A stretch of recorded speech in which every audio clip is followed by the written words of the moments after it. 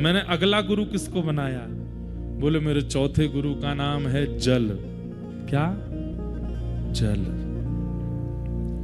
जल का लक्षण क्या है? जल का सबसे पहला लक्षण पवित्रता। जल पवित्र होता है। जल का, अच्छा देखो, कितना भी मैला जल क्यों ना हो, उसको रख दो थोड़ी देर रखने के बाद मैल नीचे आ जाएगा, जल अपनी पवित्रता को धारण कर ले। आप कहोगे महाराज जी नहीं, हमने तो खूब कीचड़ मिला दी, बैठ ही नहीं रही। अब जल खत्म हो गया, कीचड़ ज्यादा है, लेकिन जल अपने अस्तित्व में होगा तो कीचड़ को नीचे कर देगा, गंदगी को नीचे कर देगा। उसका स्वभाव है, वो अपवित्र रह ही नहीं सकता, वो सदा पवित्र रहता है। जल का स्वभाव है पवित्रता। चाहे कितने भी विषय जीवन में आ जाएं, आप कहते हैं बस थोड़ी देर का ध्यान करने दीजिए, उस विषय का त्याग तो मैं करता हूं। ये जल से मैंने सीखा कि वो अपने पवित्रता के लक्षण का त्याग नहीं करता। जल का दूसरा लक्षण मैंने क्या देखा? उसको कितना भी गर्म कर दो, कितना भी भयंकर गर्म कर दो, जैसे ही गर्म ताप से उसको दूर करोगे अपने आप ठंडा हो जाएगा। अच्छा, जल से मैंने क्या सीखा? गर्म करना पड़ता है, ठंडा करना नहीं पड़ता, ठंडा अपने आप हो जाता है। मतलब किसी के क्रोध से, किसी के युद्ध से, किसी के लड़ने से, किसी की बातों से सामने वाले को गर्म कर दिया जाता है। पर हम लोग ऐसे हैं कि ठंडा भी हमको कोई आगे करे तो ही होते हैं। कोई आकर के मनावे, फुसलावे, हाथ पांव जोड़े, क्षमा मांगे, चरण वरण पकड़े, थोड़ी बलैया वलैया ले ले, थोड़े मन वांछित की इच्छा पूरी कर दे, तब हम ठंडे होते हैं। पर मैंने जल से क्या सीखा? कि जल शीतल होता है, उसका स्वभाव शीतल है। उष्णता जल का स्वभाव नहीं है। गंगा जी में यहां उंगली डाल करके देखना, कल उंगली काय को डालो, सिर डाल के देखो, ऐसे जाना घाट पे, गंगा जी की लहर जा रही होगी, उसमें जरा सा मुंह बोर के देखना अपना, थोड़ी देर के लिए वैकुंठ के दर्शन होंगे आपको। कितनी देर तक तो यही नहीं पता चलेगा नाक यहां आ गई है कि आंख नीचे चली गई है, इतनी शीतलता है। लेकिन इसी शीतलता का अनुभव आप ऋषिकेश में भी करोगे, हरिद्वार में भी करोगे, और आगे चलते चले जाओ, कानपुर पहुंच जाइएगा, काशी पहुंच जाइएगा, और आगे प्रयागराज पहुंच जाइएगा, और आगे चलते चले जाइए, गंगा सागर में भी जाकर के आप अनुभव कर सकते हैं कि जल शीतल ही है, क्योंकि जल का स्वभाव शीतल है। आप उसको गर्म करेंगे तो आपको पात्र में लेना पड़ेगा, साथ हीटर लगाना पड़ेगा, तब जाकर के ही वो उष्णता को प्राप्त होगा। मतलब हम आपको एक टास्क दे रहे हैं, चलो आज, अभी कितने बज रहे हैं? 6:01 हो रहा है। कल शाम 6:01 तक ऐसे ही रहना है आपको, गुस्सा में मुंह बनाए रखो, क्रोध में ही रहो, किसी से सीधे मुंह बात मत करो, और बस गुस्से में ही रहो, चिल्लाते रहो, फटकारते रहो, इसी भाव में रहो। संभव है? नहीं, असंभव है, वह असंभवता है। लेकिन आपसे कह दिया जाए कल 6:02 तक प्रसन्न मुद्रा में रहो, मंद मंद मुस्काते रहो, यह संभव है। इसका मतलब क्या है? जो जल का स्वभाव है वही हमारे चित्त का स्वभाव है, उसमें कोई परिवर्तन नहीं है, एक स्थिति, एक रास्ता है। ये मैंने जल से सीखा। पधारे महाराज।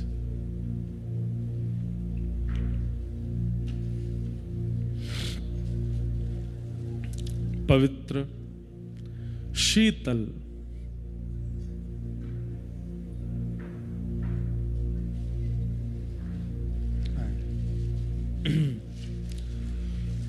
श्रीमन्नारायण नारायण नारायण,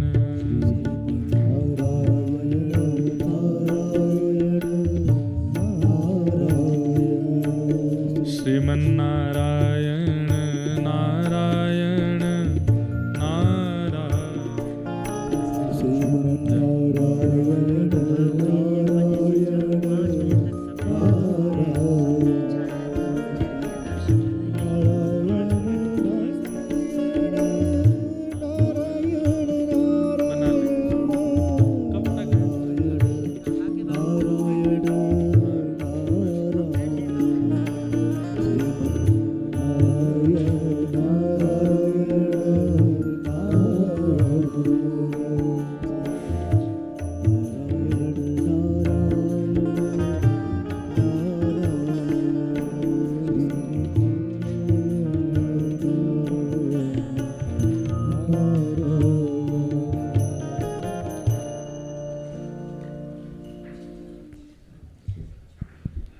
श्री सर्वेश्वर कुंज आश्रम वृंदावन से महाराज जी पधारे हैं। आपकी भी कथा बद्रिकाश्रम में चल रही है।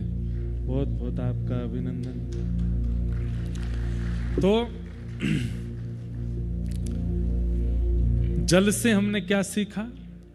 श्री दत्तात्रेय भगवान कहते हैं जल का पहला स्वरूप है पवित्रता। वो पवित्र रहता है। और जल का एक स्वरूप और है, स्वयं भी पवित्र रहता है और जिस स्थान पर उसका प्रयास किया जाए, प्रोक्षण किया जाए, उस स्थान को भी पवित्र कर देता है। तो जल का स्वरूप क्या है? पवित्र। एक तो होते हैं, कई लोग ऐसे होते हैं संसार में, खुद तो पवित्र बन जाते हैं पर उनके प्रभाव से, उनके स्वभाव से, उनकी वाणी से, उनके दर्शन से कोई पवित्र नहीं होता। जल की पवित्रता लानी है चित्त में, मतलब स्वयं भी पवित्र रहिए और जिससे मिलिए उसको भी पवित्र कर दीजिए। ऐसी पवित्रता लाओ। दूसरी बात, जल का दूसरा स्वभाव है शीतलता। उष्ण करने के लिए, उसको गर्म करने के लिए साधन लेना पड़ता है, पर जल का वास्तविक स्वभाव शीतल ही रहता है। ठीक वैसे ही हम कैसे रहें? शीतल ही रहें, सदा ठंडे रहो। कोई बिल्कुल किसी भी प्रकार से उष्णता लाने की आवश्यकता नहीं। हाँ, कई बार जैसे माताओं को बच्चों को सुधारने के लिए गुस्सा करना पड़ता है, बड़े दफ्तर में काम करते हैं तो अपने नीचे के लोगों को संभालने के लिए थोड़ा क्रोध करना पड़ता है, गुरुजनों को, शिष्यों को संभालने के लिए क्रोध करना पड़ता है। परंतु किसी की व्यवस्था को व्यवस्थित करने के लिए क्रोध करना पड़े तो वो क्रोध गलत नहीं। लेकिन क्रोध आया, एक दिन बीत गो, 4 दिन बीत गए, 5 दिन है गए, महीना है गए, क्रोध जा ही नहीं रहा है। यह स्वरूप नहीं होना चाहिए। हम जल हैं, हमारा स्वभाव शीतल रहे। जल का तीसरा स्वरूप क्या होता है? अत्यंत मैले कुचैले व्यक्ति के भी मैल को दूर कर देता है। मतलब अत्यंत ऐसा व्यक्ति जिसको कोई स्वीकार नहीं कर रहा है, वो भी जब जल के सानिध्य में आ जाता है तो जल उसको भी स्वीकार करता है और स्वीकार करके उसको भी पवित्र और शुद्ध बनाता है। सब जगह भटक लिए, सबने दरवाजे बंद कर दिए। एक कथा आती बड़ी सुंदर।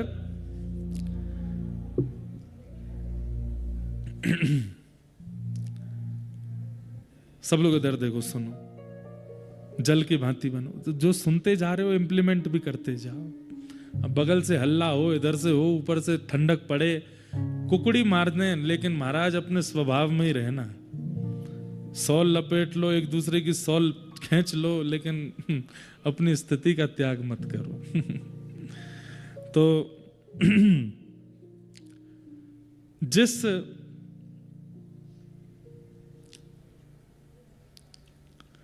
धोबी ने सीता जी पर प्रश्न चिन्ह उठाया, जब भगवान स्वधाम जाने लगे अपनी लीला पूरी करके, तो कहते हैं अयोध्या में जितने लोग थे सबके लिए विमान आया, पर उस व्यक्ति के लिए नहीं आया जिसने हमारी आचार्या पराम्बा जगदम्बा किशोरी जी पर प्रश्न उठाया।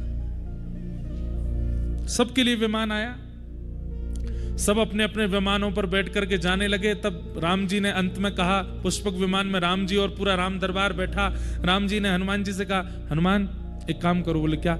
जाओ देख करके बताओ कोई रह तो नहीं गया अयोध्या में। सबका विमान आ गया, सब बैठ गए ना। हनुमान जी महाराज व्यवस्था देखने गए, कोई रह तो नहीं गया, सब बैठ गए साकेत जाने के लिए। तभी हनुमान जी ने देखा कि सरजू जी के तट पर धोबी रो रहा है। हनुमान जी बोले, तुम क्यों रो रहे हो और तुम विमान में क्यों नहीं बैठे? बोले मेरे लिए विमान आया नहीं। अरे तो तुम्हारे लिए ना, किसी और के में बैठ जाओ।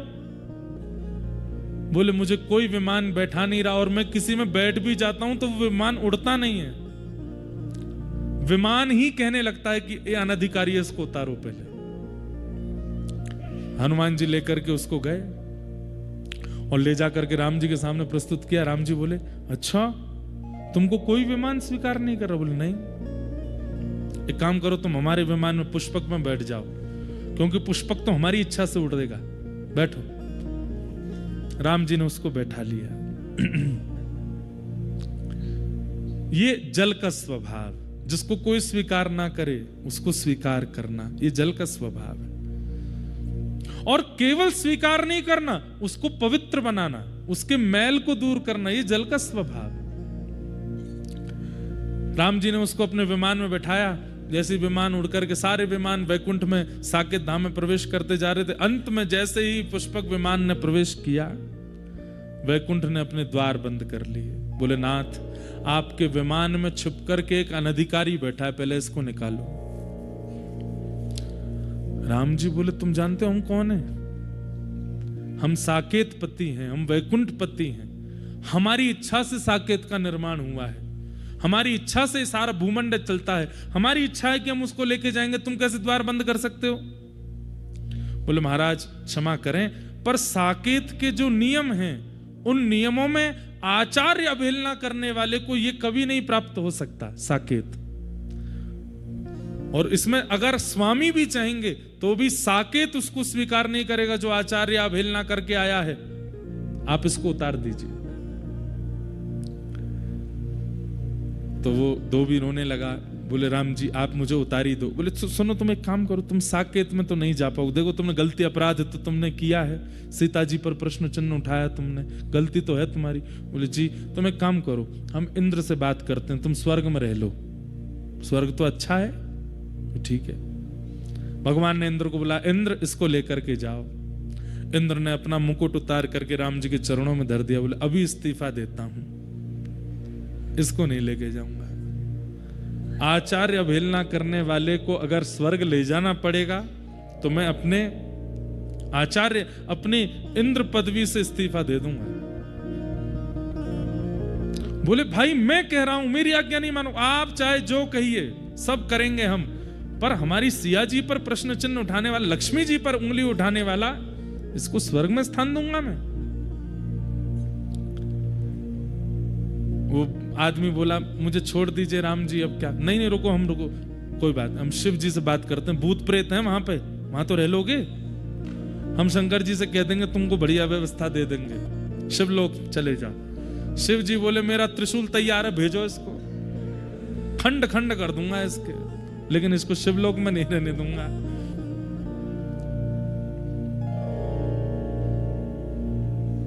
अंत में भैंसा पर बैठे हुए यमराज दिखे राम जी को, तो व्यक्ति रोने लगा। बोले अब तो यही लोक बचा है, यमलोक। हे नाथ कोई बात नहीं, मैं यमलोक ही चला जाऊंगा। नहीं कोई बात, तुम यमलोक चले जाओ, पर यम यातना तुमको नहीं भोगनी पड़ेंगी, वहां रहने का स्थान तो मिल ही जाएगा तुमको। हम बोल देते हैं यमराज जी से, यमराज जी, बोले जी इसको तेल में मत पकाना, इसके साथ में उल्टे सीधे काम जो तुम्हारे नरक में होते हैं वो सब इसके साथ मत करना। यमराज जी बोले भगवान आप चाहें जो आज्ञा कर दीजिए, मैं पापियों को ले जा सकता हूं, मैं अपराधियों को ले जा सकता हूं, पर आचार्य अवहेलना करने वाले के लिए तो शब्द ही नहीं है।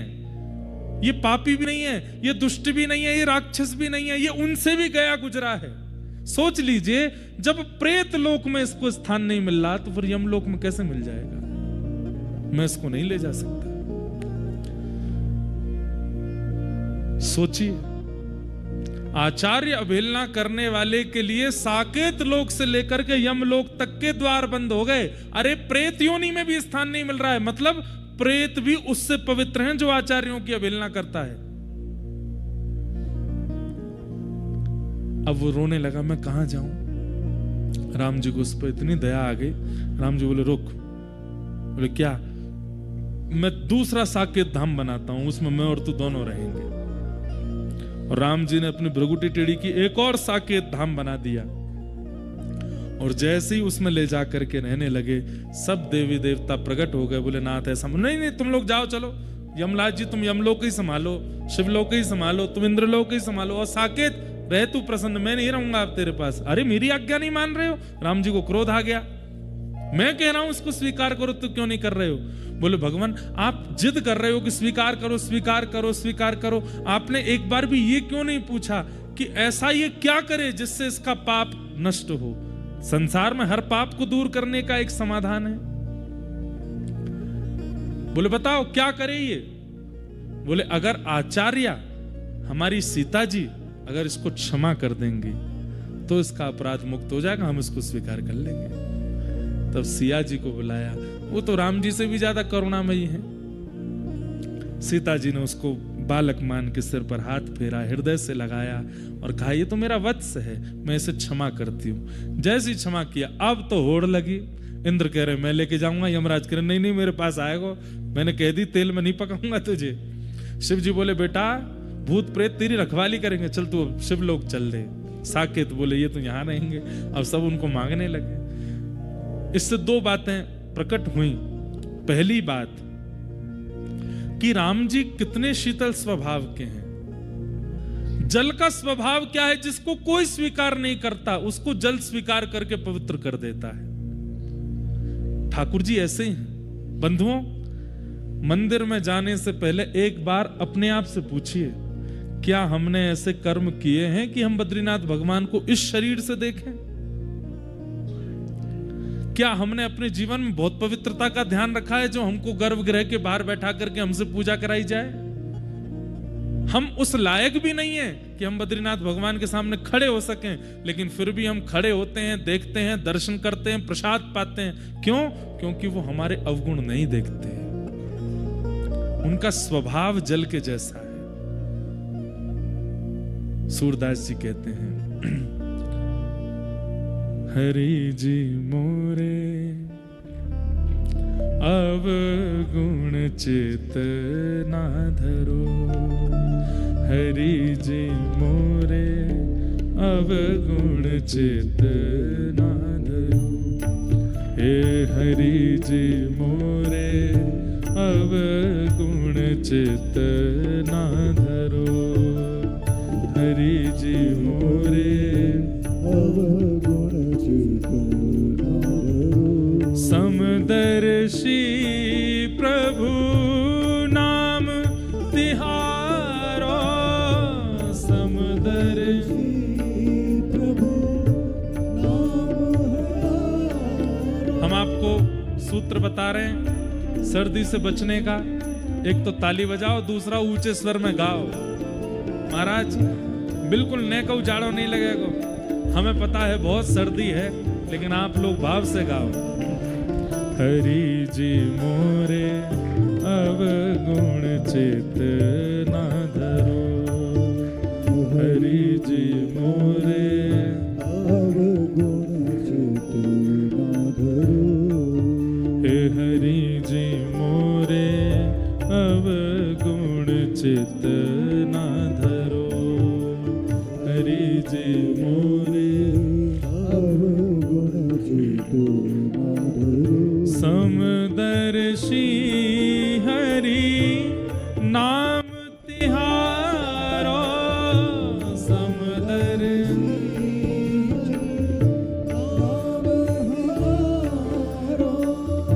चाहो तो पार करो, चाहो तो पार करो, हरि जी मोरे अवगुण चित ना धरो, हरि जी मोरे अवगुण चित ना धरो, हाँ हरि जी मोरे अवगुण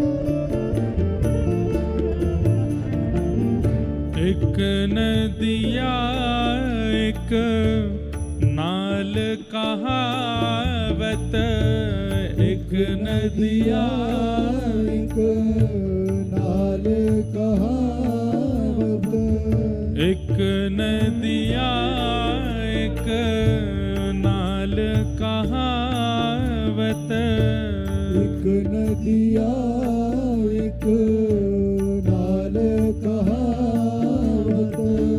मैलो नीर भरो, मैलो नीर भरो। एक नदी है पवित्र और एक नाला है जिस नाले में पूरे नगर की गंदगी जा रही है, लेकिन जब मिल के दो एक वरण भय, दो एक वरण भय, जब मिल के दो एक वरण भय, मिल के दो एक वरण भय। तब सुरसरी नाम परो, ओ सुरसरी नाम भरो, गंगा नाम भयो, ओ गंगा नाम भयो।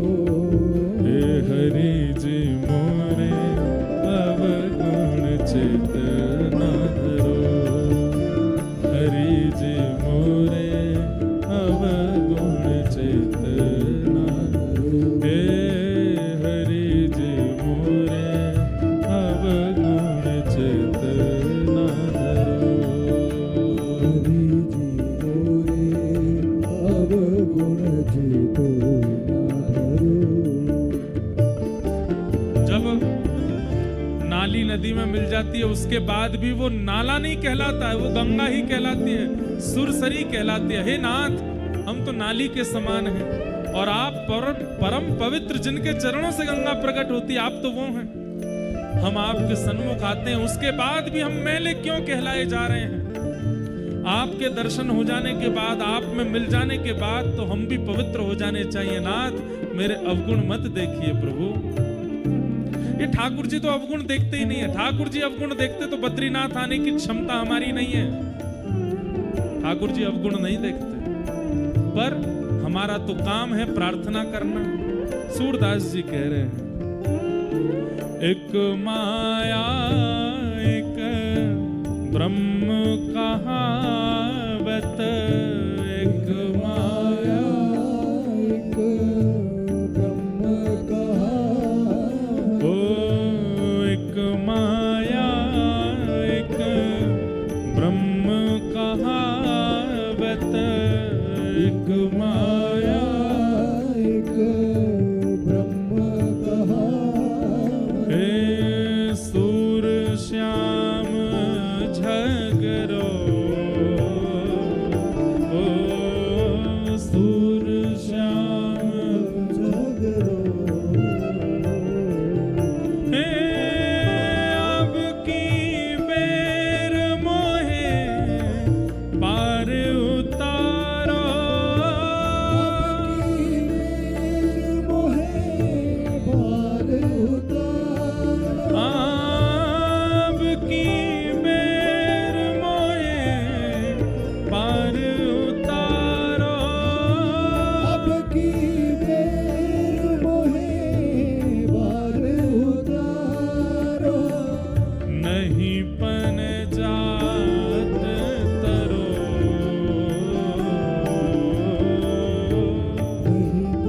जात करो, हरि जी मोरे अवगुण चेतना धरो, हरि जी मोरे अवगुण चेतना धरो, हे हरि जी मोरे अवगुण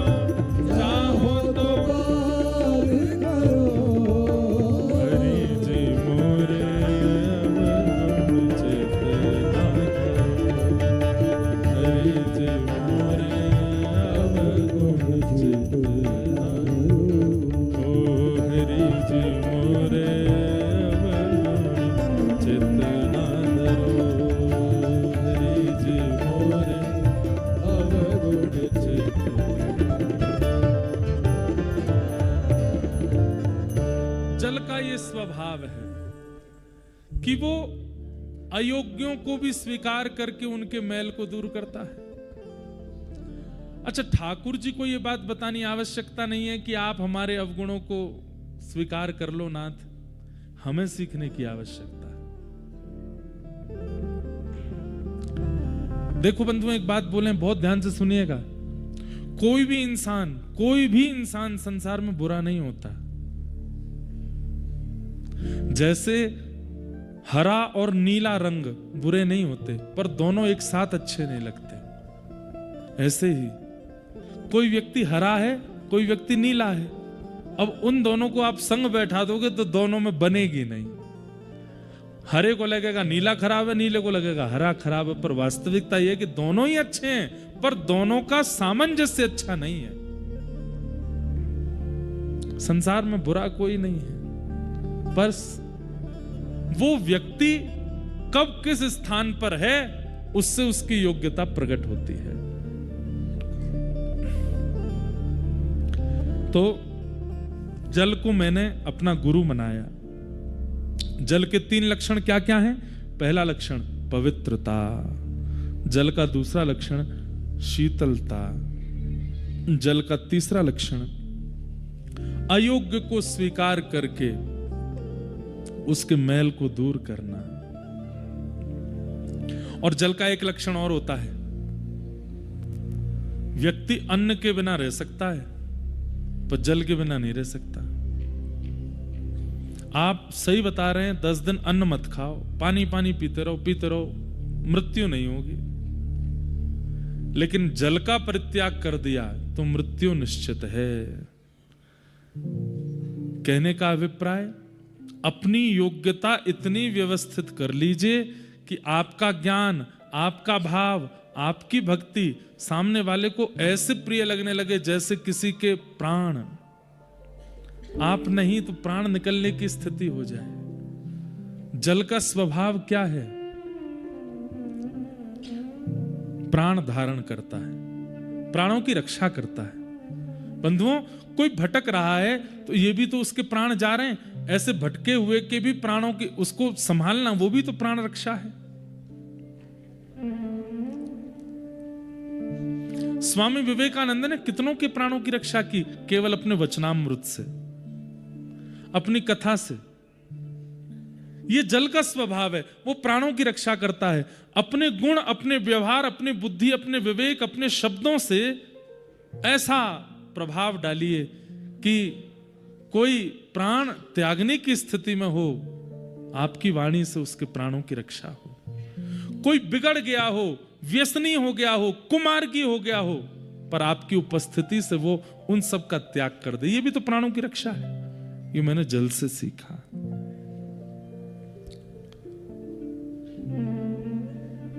जल का एक स्वरूप और है, जैसा भी पात्र दे दो जल वैसी आकृति बना लेता है। हम लोग कैसे हैं? हम जैसे हैं वैसा पात्र लाओ, हम जैसे हैं वैसी स्थिति बनाओ, हम जैसे हैं वैसा वातावरण करो। पर मैंने जल से क्या सीखा? वो किसी को बदलना नहीं देता। जैसा है रहो, मैं आपके जैसा हो जाता हूं। चलो यहां पे ये आकृति ऐसे बन जाती है। आकृति विशेष धारण करता है। ये मैंने जल से सीखा। तो मेरा गुरु कौन? कितनी चीज सीखी हमने जल से? कितनी? 4। चलो काउदनाथ बीच में पूछो लूंगो, 2-3 दिन बाद बताओ।